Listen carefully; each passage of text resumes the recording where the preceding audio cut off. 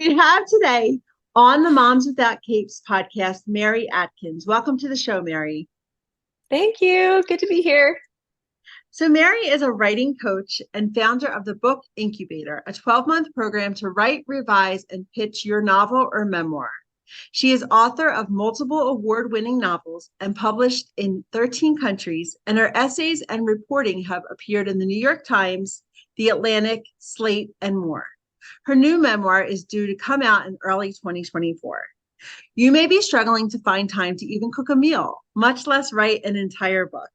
But today, Mary will be sharing with us how to not only make time for creativity, but you may just be inspired to finally write that book that's been burning inside of you.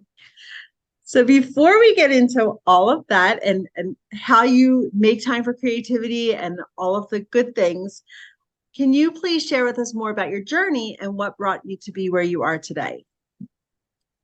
Sure. So I was actually, I went to law school and was very, very briefly a lawyer. I was only a lawyer for about 7 months because when I started my first law job, it became clear to me that what I had wanted to do since I was a child was write. And so I had the luxury at this point. I was in my mid 20s. I was single. I was living in New York. I did have student loans, but there were generous income-based loan repayment plans. And so I quit my job as a lawyer and set out to be a writer. And long story short, I spent the next 6 or 7 years working on my first novel before it was sold, before it was like good enough that someone wanted to actually publish it. Well, and then for purposes of, your listeners, I think this is where things get interesting because that first novel, I wrote when I was not a mom yet. I was not a parent. I was mostly just a single person living in New York, tutoring to pay my bills. I just took a freelance job tutoring, former lawyer. And when my second novel sold, it was actually the night that I had my son. And it sold on a proposal, meaning I hadn't written it yet. So I had just pitched the idea to my publisher. So I now had a contract to write my second book with a newborn at home. And so this was where really what everything I teach now and what I do today comes out of this experience, because everything that came before was educational for me in the long term, but I wasn't really carving out time because I had all the time in the world. Right, I Like imagine like you yeah, yeah. side. Right. Whereas when I had like a 3-week-old baby and a book contract for a book I hadn't written Yeah, yet, like I felt the had pressure. to find a way. Yeah, I had no choice. I had to find a way to be creative and to work that into my schedule. And I did, and it was hard, but I did feel like after I had kind of figured out the process, it was like, oh, I can teach people this. Like, this is cool. I have something to teach now. Yeah, yeah. Because I didn't really share this with you before I brought you, like before Yeah. we hit record, was that I have a book brewing in me. And so that's why when you applied, I was like, oh, I'm like, this will kind of give me an opportunity to pick her brain and Oh, to see. cool. I have like, I did the outline and I'm like, am trying to like take all of the things that are in my mind and put it in this book. And I got to chapter 2 and I'm just like, I don't know. And then last summer, I'm like, I'm going to spend every day just writing 500 words because I knew if I just set a little goal that I would like maybe spend some. Yeah. And even setting that goal, I did not do it. And I'm usually a pretty goal oriented, like, let's sit down and take this action kind of person. But with the book, it is hard. And there's always seems to be other things vying for my time and attention. Yeah. And even though I know the whole premise of like where you've got to really want it in order for it to happen, and if you want it bad enough you'll carve out that time and these kinds of things, and that just makes me feel like maybe I need to get clearer, like where am I getting stuck at? And so that's one of the things that I'm like, what is keeping me from just sitting down and writing this book when I feel like I don't even know what it is that, oh, I don't want to say I don't know what it is that I'm writing a book about, but like what I just found myself like stuck.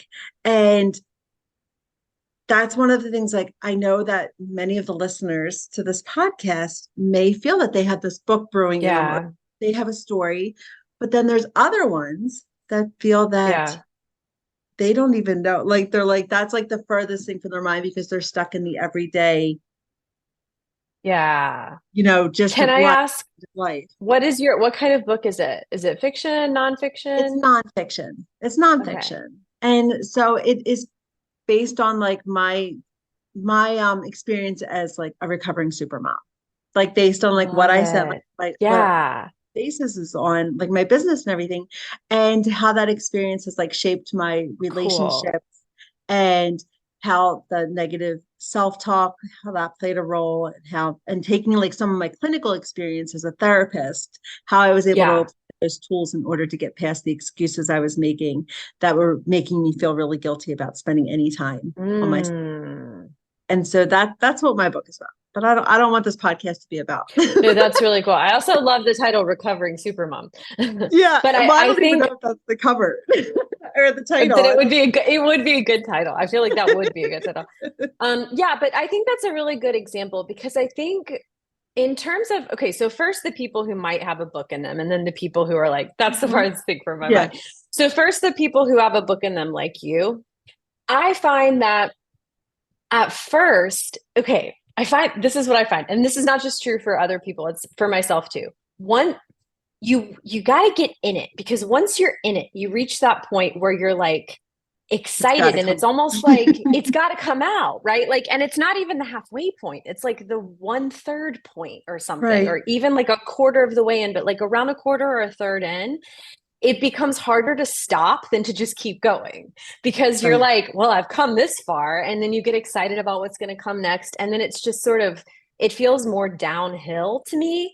But it's Mhm. that first chunk that I do think can be so hard to figure out. And one thing I have found works for people, again, including myself, because I'm doing this right now, I'm at the very beginning of a new project, is like really letting go of any ideas of what this has to look like. So, The like, I expectation. worked with a woman who is a mom and a doctor, and she ended up being like, I'm not going to write this book unless I'm writing it on the notes app of my phone in between patients while I'm like in a bathroom stall at the hospital. So it's like she wrote an entire novel that way. Oh Or as people wow. who dictate while they're in the car, like I'm just going to experiment with talking this thing out loud and letting my phone Yeah. transcribe what I'm saying because that still counts as writing. And I think Right. sometimes getting over that first hump so that you're in it and you're excited about it and the creativity takes over is about just like being willing to experiment with what it looks like to get writing done. Like it doesn't have to be sitting down and typing. I like that. I that is amazing because that's one of the things when I made that goal to write like the 500 words. Like I was like, okay, I'll get a nice cup of tea, I'll get my computer, I'll get all cozy. Like I had this big Yeah. head. And then every morning I was like, things came up and I'm like, I don't have my cup of tea. I don't have my computer. Like there was things that I was just like, I don't feel like even turning on my computer because I stared at it all day yesterday. Like all of Right. that like were in my head that I wasn't able to meet those expectations kept me from even taking a little step, which would have been Yeah. to pull out my note app and just start recording. Yeah, just start recording or I've done all the above. I've gone on walks where I'm just dictating into my phone and that counts as writing. I've handwritten, I've journaled. I've told myself I'm journaling and then I trick my brain into segueing into writing stuff for the book. Okay. Okay. Like I'll start journaling and then Yeah. it just sort of drifts. Um There's mind I games. know. Mind games. Yeah, I've heard of people who will just like carry note cards around. And when they have an idea for just, well, an idea or even like a Yeah. sentence or two that would be good, they just jot it on the note card. And it's like, that's still writing. Like all of this Right. is writing. Right. So that's one thought for people who have a book in them. And then for people who are just, it's so funny because I do find a lot of times people are like, I love the idea of being creative. I just don't know where to start. Yeah. And I think sometimes it helps for them to get permission to just not know, but do it anyway. Like you can just sit Mhm. down and start journaling. There's this one writer, and she's very funny. She's like, if she doesn't know what to write, she just writes, what's next? What's next? What's next? What's next? And then eventually her brain churns out something. But a lot of times, if you just kind of put yourself in the situation where you're handwriting, I know Julia Cameron and she's this great Yeah. book called The Yeah, the Artist's Way. morning Are you pages. familiar with it? Yes, Yeah, the the morning morning pages. pages, three Yeah. pages a day. Like wake up and do 3 pages. And whenever I've done that, it's unlocked all kinds of ideas. Right, just doing like a So brain dump of the things that doing are a in brain your, dump. yeah. Yeah, And just kind of not, instead of judging yourself, just see where it'll take you. right. Yeah. And like, and just knowing like no one ever has to see it. Because sometimes people will say, I find moms, especially maybe super mom syndrome or whatever, feeling like perfectionism, feeling like, Yeah. well, I don't want to do it if it's not going to be good. Like a Right. lot, like I feel like that there are a lot of women who have that. Like, I don't want to Hmm. do it unless I know it's going to be good.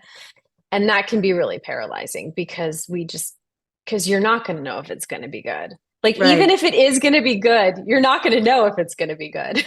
Right. So Yeah. you have to be willing to take that risk and just remind yourself that like n- no one has to ever see it. Like, you don't Right. have to show it to anyone if you're not proud of it. Yeah, you have to You can be burn willing to it. not be good. Yeah. Yeah, Yeah. and we do struggle with that. We struggle with like that whole, if you know, just there's that negative thought, like the self-doubts and judging ourselves before we even take action, and then it stops us from even taking Oh my that first gosh. action. Yes. Yeah. It's so hard. I'm dealing with it right now because I really want to learn French. And I have for so long. And we're going to France next summer. And I'm like, Mary, now it's time. But I signed up for this French class the other day and then I didn't show up I skipped it because I was so nervous about having to speak French badly. And it was Yeah. like, it's funny. I'm like, you're a grown up. Like, do it. I mean, and Right. like you coach people in doing this with writing all the time. Like, Yeah. have the bravery to fail and mess up in front of people, but it's so much harder, so much easier said than done. Yes, agreed. Agreed.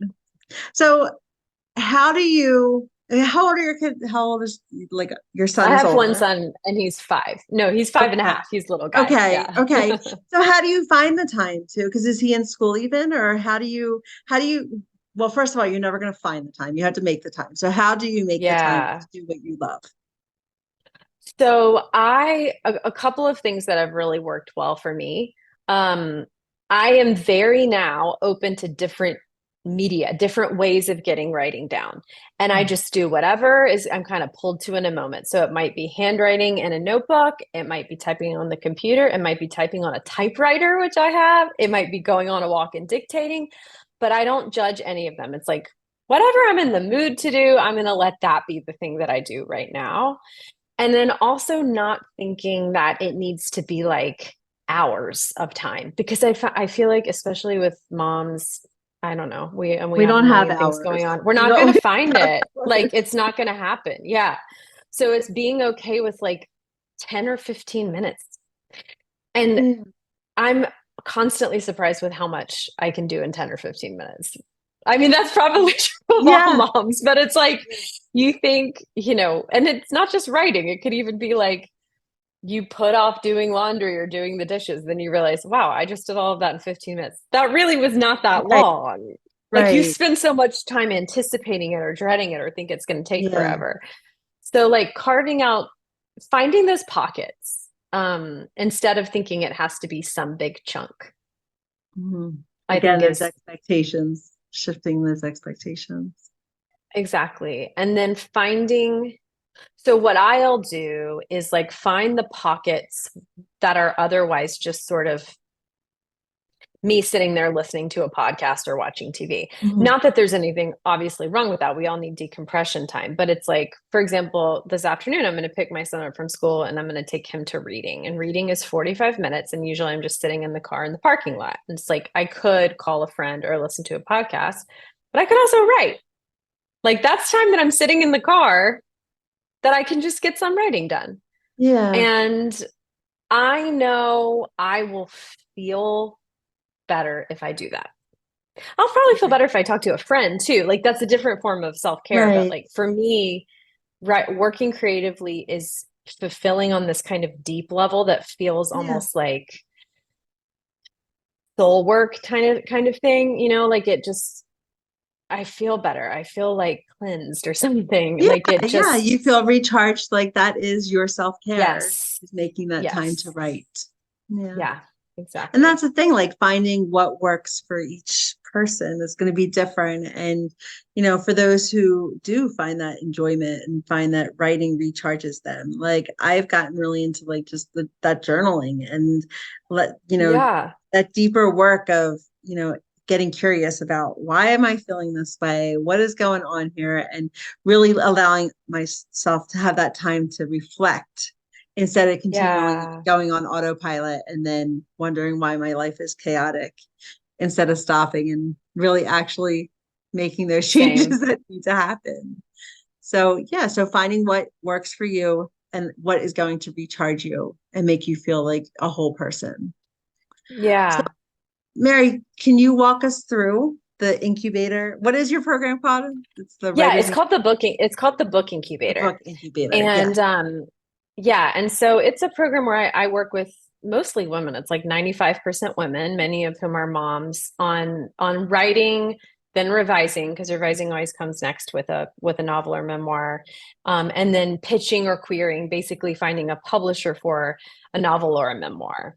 And so a lot of our like that first phase, the writing phase, it's a lot of conversations like what we're having, like figuring out what the idea is, like what is something that excites you enough that you want to spend months working on it, and maybe every single day, maybe not, but like at least a few days a week for months.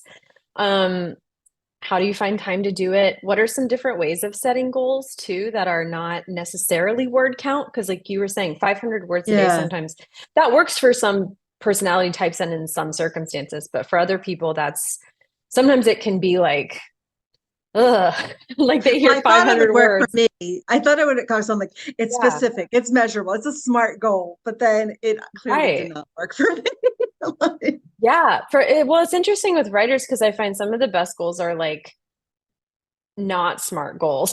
So one kind of method that works well for people working on long form stories, so like novels and memoirs, which is what I work with people on, is called the scenes method, and it's very intentionally like not really measurable Okay. or specific. It's basically writing a scene every day.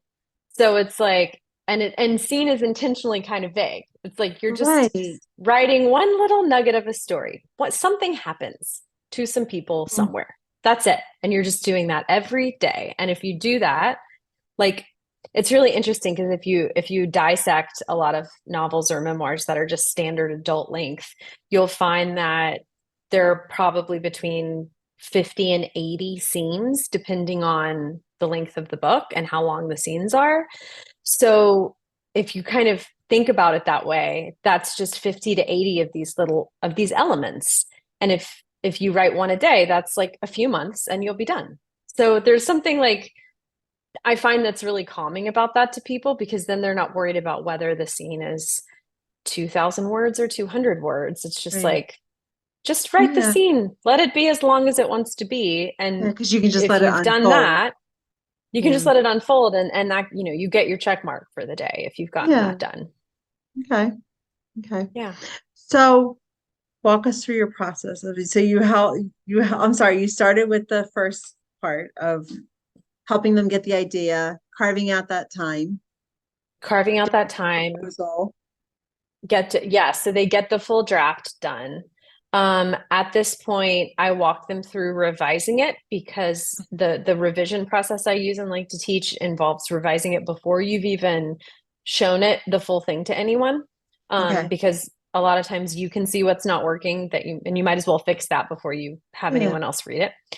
And then sharing your manuscript with someone else as well as with a professional editor. So we have professional editors in our program who read your Okay. full manuscript, and then revising again based on that, and then getting ready to submit it. So to pitch it to either literary agents who will help sell it to big publishers if you want to go Mhm. that route, or submit it directly to smaller publishers, or in some cases self-publish. Some people choose to do that. Right. I would say most people in my program are interested in finding a publisher. That's the more common route.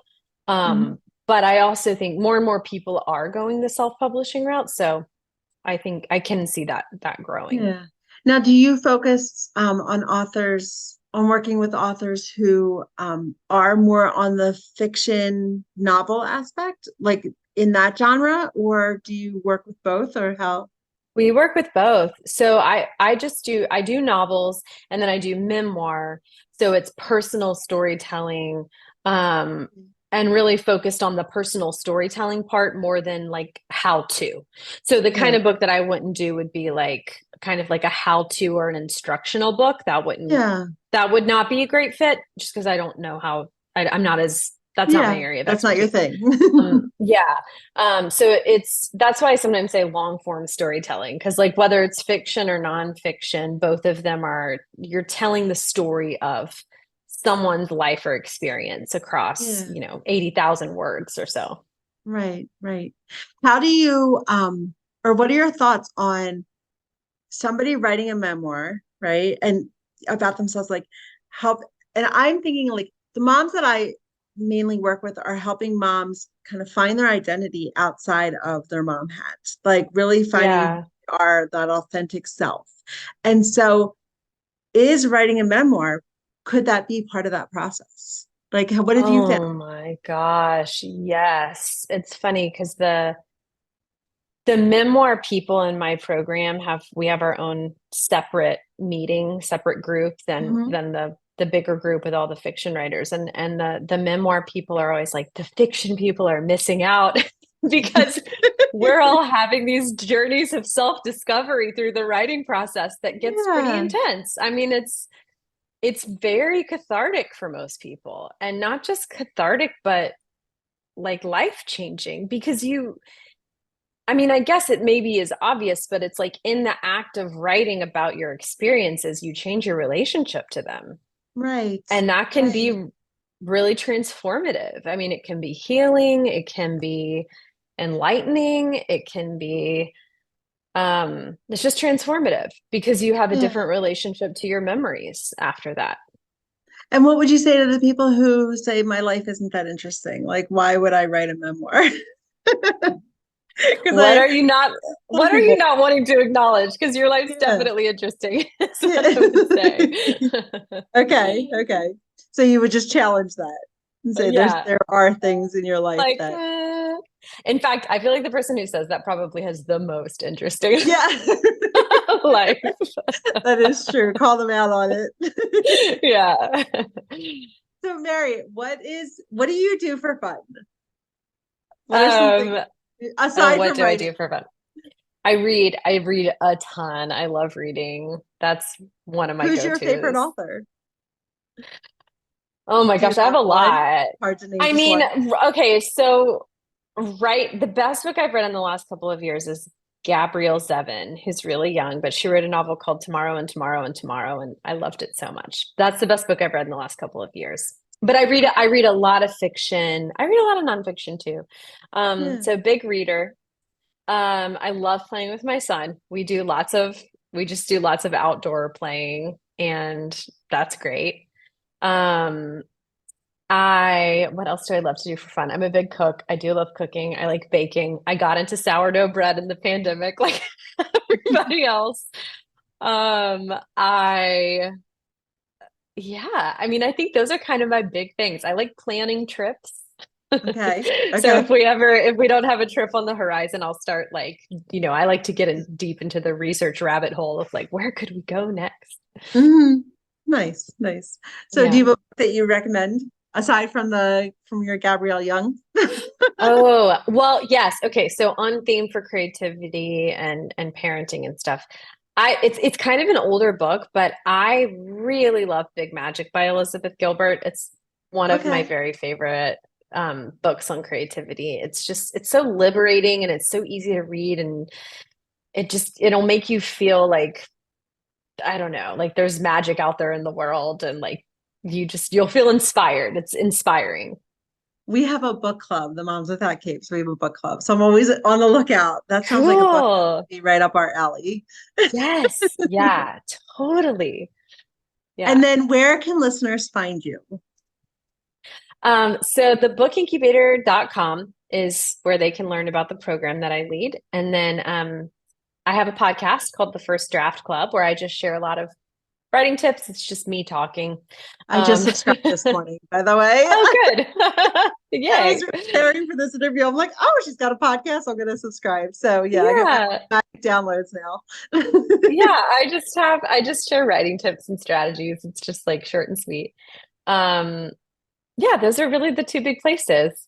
So All right, great. Well, I have all of Mary's information in the show notes of today's episode. So definitely go and check her out, listen to her podcast. Thank you so much for coming on the show today. my pleasure. This was super fun.